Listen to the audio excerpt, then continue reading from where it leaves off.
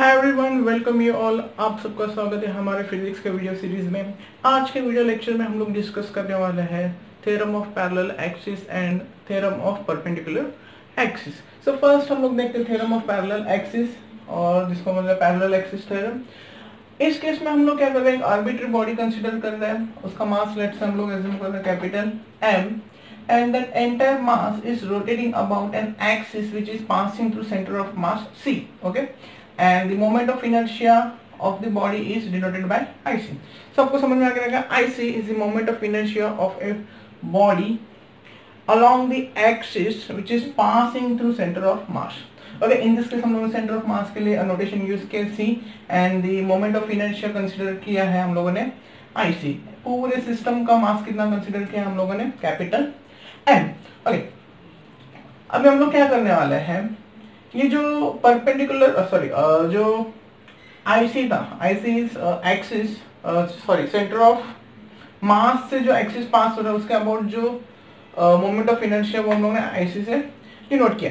सो ये जो एक्सिस था जो सेंटर ऑफ मास से पास हो रहा है उसको एक पैरेलल एक्सिस कंसीडर करने वाले हैं,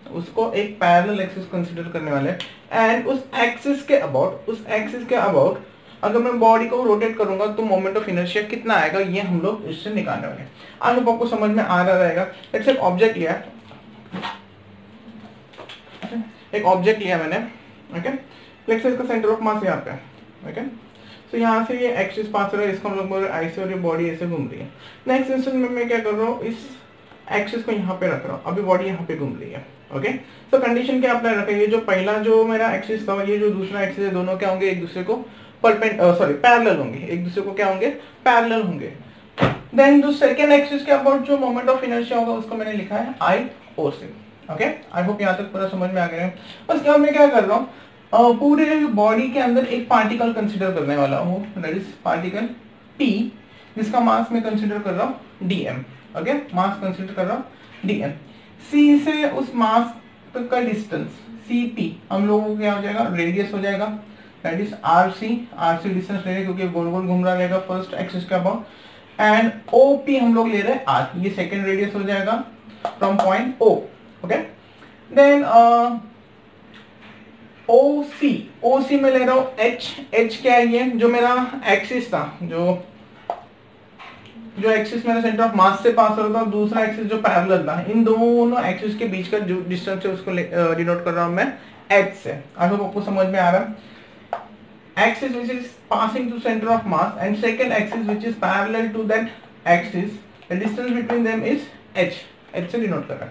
ओके, उसके बाद ये मैं एक प्रोजेक्शन ले रहा हूँ PN and CP distance X से डिनोट कर रहा हूँ। ये मेरा पूरा रेडी हो गया सिस्टम। ओके, अभी हम लोग प्रोसीड करते हैं मैथ्स पे, that is IC। Moment of inertia is equal to क्या होता है हमारा, mr square summation of mr square लेते हैं हम लोग, बट यहाँ पे हम लोग एक ही ऑब्जेक्ट को स्टडी कर रहे हैं, that is particle P whose mass is dm। So moment of inertia कितना हो जाएगा इस केस में, RC square dm, correct, RC square dm।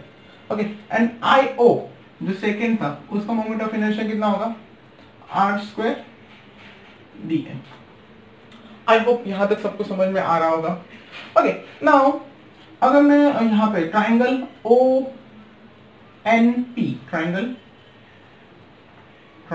ONP अगर पाइथागोरस अप्लाई करूंगा, so R square can be related as ON square plus NP square, correct. So यहाँ पे stop कर रहा हूं मैं। ओके, देन IO को फर्दर ट्रीट कर रहा हूं मैं, R स्क्वायर को मैं रिप्लेस कर रहा हूं ON square plus PN square से, लिख सकता हूं R स्क्वायर को पाइथागोरस से, correct. Now ON further divided into H plus X, correct. ON is equals to OC plus CN, correct. तो यहाँ पे मैं इसको लिख सकता हूँ OC plus NC the whole square plus NP square whole into DM। I hope सबको समझ में आ रहा रहेगा। ओके, उसके बाद मैं क्या कर रहा हूँ, आई ओ ओके। देखो यहाँ पे अभी ऑब्जेक्ट इंटीग्रेशन लेना चाहिए था, मैंने एक स्मॉल पार्टिकल के लिए लिया है। अगर मैं पूरे ऑब्जेक्ट के लिए कंसीडर करूंगा तो बाद में इसको इंटीग्रेट करने वाला हूँ। ओके, सो मेरे को बताओ यहाँ पे OC क्या था, H था, यहाँ पे NC क्या था हमारा, X था। सो ये H plus x the whole square हो जाएगा। ब्रैकेट को ओपन करोगे तो आपको मिलेगा H square plus X square plus 2HX। I hope सबको समझ में आ रहा है ये। NC X और OC हमारा H है, करेक्ट। एंड PN को वैसे लिख देते हैं हम लोग, PN स्क्वायर।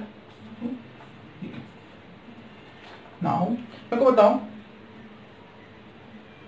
NC और CN square plus NP square क्या बनेगा हमारा, RC स्क्वायर। ये वाला पाइथागोरस, यहाँ पे अभी हम लोग पाइथागोरस अप्लाई कर सकते हैं, that is NC square plus NP square is equals to RC square. So ये जो क्वांटिटी है X वाला और ये वाला, ये क्या बनेगा, R square C, correct. So I not मेरा बनेगा H square plus 2HX plus RC square D।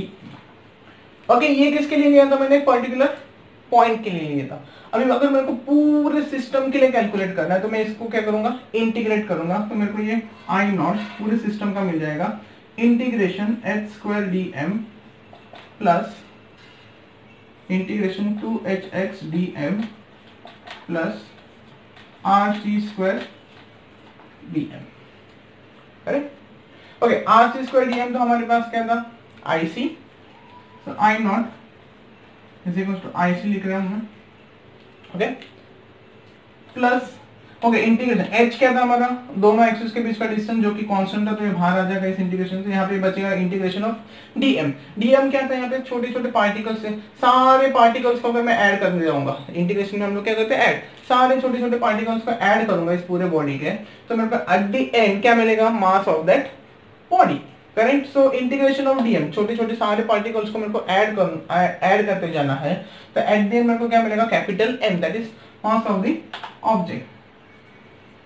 Okay, now यहाँ पे देखो ये इंटरेस्टिंग फैक्ट है, ये जो क्वांटिटी है प्लस 2HX DM, ये जो x dm है ना, ये 0 हो जाएगा। क्यों, इसका रीजन बता रहा हूँ। देखो यहाँ पे x हमारा प्रोजेक्शन था, ये सब ठीक है, बट x एक्चुअल में क्या था, x एक्चुअल में क्या था, डिस्टेंस था, that is projection of point का, जो पॉइंट P का प्रोजेक्शन ले रहे थे along the line which is passing to center of mass। so indirectly हम लोग क्या बोल रहे हैं, जो x dm है, x dm जो है, x क्या था, डिस्टेंस है, और m क्या लेगा, मास लेगा। x और लेट्स से यहाँ पे भी एक मास है, x एक लोकेशन पे, dm इतना मास है। ओके, सारे जब मैं x तो वेरिएबल होगा क्योंकि इस केस में हमने p पॉइंट यहाँ पे कंसीडर किया। ओके, p पॉइंट यहाँ पे भी हो सकता है, यहाँ पे भी हो सकता है, यहाँ पे भी हो सकता है, यहाँ पे भी हो सकता है, कहीं पे भी जा सकता है। Okay, so at the end x dm, ये प्रोडक्ट चेंज होते रहेगा क्योंकि x भी वेरिएबल है इस केस में, एज पॉइंट P मूव करेगा x भी मूव करेगा, बराबर। बट x का डिस्टेंस हम लोग कहां से मेजर कर रहे हैं, सेंटर ऑफ मास से। देखो अभी देखो मैं क्या समझा रहा हूं आपको। तो आप लोगों ने सीसॉ देखा होगा, ओके, सीसॉ में एक पर्सन यहाँ पे बैठा, दूसरा यहाँ पे बैठा और बैलेंस हो जाता है, करेक्ट। अगर एज्यूम करते दोनों का वेट सेम है और ये सीसॉ का लेंथ अगर सेम है, तो वो क्या हो जाएगा, बैलेंस हो जाएगा, टॉपल नहीं करेगा कहीं पे। या फिर दूसरा एक एग्जांपल लेते हैं, मार्कर, अगर मेरे को मार्कर को बैलेंस करना है, एक लोकेशन ऐसा मिलेगा जहाँ पे ये बैलेंस हो जाएगा, बराबर। अगर ये बैलेंस नहीं हो रहा है तो एक तो ये तरफ गिरेगा या तो ये तरफ गिरेगा, ओके। सो मेरे को मतलब बैलेंस कहाँ पे होगा, जहाँ पे उसका सेंटर ऑफ मास होगा, कॉमन सेंस है, जहाँ पे उसका सेंटर ऑफ मास होगा वहां पे वो बैलेंस हो जाएगा, बराबर। ओके, अगर मैं मतलब बैलेंस नहीं हो रहा है, मतलब मैंने यहाँ पे उसको सपोर्ट दिया, तो ये जो डिस्टेंस है ये ज्यादा हो जाएगा, तो ये क्या देगा, यहाँ पे मोमेंट देगा इसको, और ये ऐसे गिर जाएगा। ओके, सो यहाँ पे हम लोग डिस्टेंस कहाँ से मेजर कर रहे हैं, सेंटर ऑफ मास से। So at the end x dm जो एंटायर मोमेंटम होगा, मोमेंटम बोल रहा हूँ, मोमेंट होगा, एंटायर मोमेंट होगा ऑब्जेक्ट का वो क्या बन जाएगा 0, क्योंकि बॉडी क्या होगी बैलेंस, क्योंकि हम लोगों ने कहां से मेजर किया उसका सेंटर ऑफ मास से। So entire moment that is x d m क्या बन जाएगा इस केस में 0, क्योंकि हम लोगों ने सेंटर ऑफ मास से कैलकुलेट किया है एक्स को। अगर एक्स सेंटर ऑफ मास से कैलकुलेट नहीं किया होता तो ये वाला कुछ ना कुछ वैल्यू देता। आई होप आपको ये एक्सप्लेनेशन समझ में आ गया रहेगा कि एक्स डी एम 0 क्यों ले रहा है। एक्स डी एम ये मोमेंट 0 हो रहा है अबाउट सेंटर ऑफ मास। ये एक्चुअल में डेफिनेशन भी है सेंटर ऑफ मास का। सेंटर ऑफ मास में मोमेंट क्या होता है पूरे बॉडी का 0 होता है। सो मेरे को फाइनल आंसर मिल गया I naught is equals to I C plus H square N. अगर मेरे को moment of inertia about an axis passing through centre of mass पता है तो मेरे को moment of inertia which is parallel to the axis which is passing through center of mass can be given by I naught is equal to IC plus h square m। h यहाँ पे क्या है दोनों axis के बीच का perpendicular distance and m क्या होगा पूरे बॉडी का मास। आई होप ये थ्योरम आपको समझ में आ गया रहेगा। काफी इजी है, आप लोगों को 2 बार पाइथागोरस थ्योरम अप्लाई करना है, एक बार बड़े ट्रायंगल को और एक बार छोटे ट्रायंगल को अप्लाई करना है।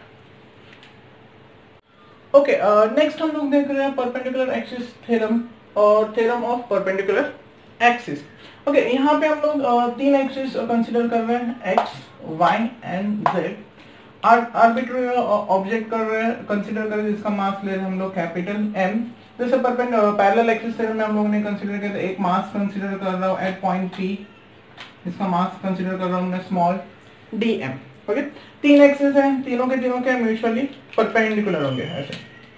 ओके, तीनों के तीनों परपेंडिकुलर होंगे। ओके, सो ये जो ब्लू वाला है ये let's say Z axis represent कर रहा है, ग्रीन कैप है ये मेरा एक्स एक्सिस को रिप्रेजेंट कर रहा है एंड ब्लैक वाला वाई एक्सिस को रिप्रेजेंट कर रहा है। ओके, जब ये सिस्टम एक्स जेड एक्सिस के अलोंग घूमेगा तो ऐसे घूमेगा पूरा सिस्टम। ओके, वाई एक्सिस के अलोंग घूमेगा तो ऐसे एंड एक्स के अलोंग ऐसे। ओके, जो पॉइंट पी है उसका मैं डिस्टेंस ले रहा हूं R from Z axis. Okay, so मैं तो बताऊं डी एम पॉइंट का मोमेंट ऑफ इनर्शिया कितना हो जाएगा,